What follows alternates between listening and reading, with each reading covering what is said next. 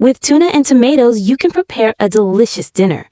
Here in my skillet, I'm going to start by adding a drizzle of olive oil, just enough to lightly coat the bottom. Now I'm placing slices of tomato evenly across the base of the pan. I'm using a small tomato here, sliced thinly so it cooks quickly. I arrange them around the entire pan. Next, I'm turning on the heat and setting it to the lowest possible level to avoid burning the tomatoes. I'll leave them here while I prepare the mixture.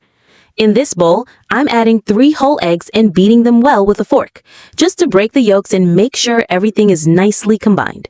Now I'm adding a can of tuna, already drained to remove the excess oil. I'm using shredded tuna because it mixes more easily and distributes better in the recipe. It's best to drain it a bit beforehand so the dish doesn't end up too oily. I mix again to break up any large chunks of tuna, and it becomes a beautiful, well-blended mixture. Now I'll add finely chopped chives, which add lots of flavor. Then I add 1 teaspoon of salt and a small pinch of black pepper, just a touch to enhance the flavor without overdoing it.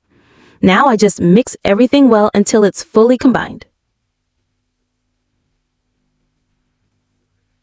Look how delicious this mixture is, well seasoned and aromatic. I always like to use plenty of chives because they give it a very special flavor and a fresh touch that really stands out in the recipe.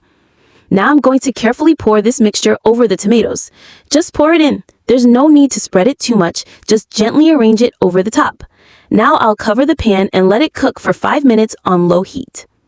My tart has now set well on the bottom. It's firm. Now I'm adding some shredded mozzarella cheese on top, spreading it generously to cover the surface. In less than 10 minutes, you've got this delicious and nutritious recipe ready. Now I'll sprinkle a bit of oregano on top to finish.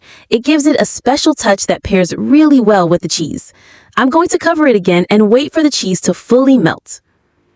And here it is. The cheese has melted beautifully and is nice and creamy on top. I'm going to run a spatula around the edges of the pan to loosen the tart. Look how amazing it looks, golden on the bottom and soft on the inside. I'll transfer it to a plate carefully so it doesn't break. Look, it holds together nicely and is easy to cut. I'm going to cut a generous slice to show you the texture inside. What a delight! Just look at that melted cheese stretching as I slice through it. This combination of tuna and cheese is truly delicious and everyone loves it. Now all that's left is to enjoy this amazing tuna and tomato tart.